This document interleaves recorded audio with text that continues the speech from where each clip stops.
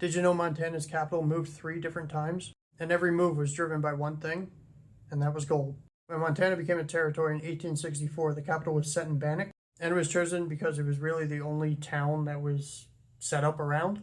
And that was because it was the first major gold strike there in 1862, so the infrastructure was already there for some sort of government to be set up. But Bannack was hard to reach, and it was in a remote area, and then the gold also started to dwindle very fast, so it only lasted a year.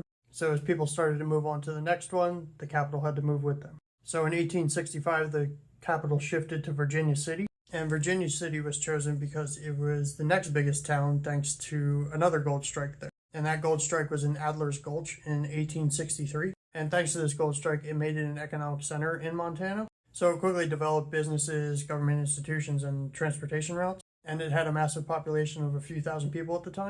But there was another discovery which then pulled population away from Virginia City and caused its population to drop down to only a few hundred in the 1870s. And that other gold strike was at Last Chance Gulch in 1864, which was right outside of Helena, Montana. So in 1875, the capital moved to Helena then, because it then became the most powerful and richest city in Montana at the time. Helena was also in a more central location, so that made it easier for everyone just to travel there.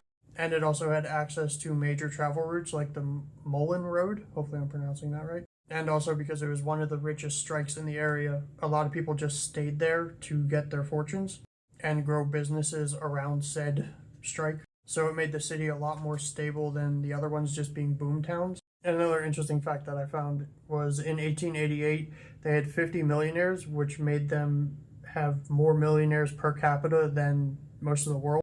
And in 1889, when Montana became an official state, Helena stayed the capital. But public support was split between Helena and other towns like Anaconda.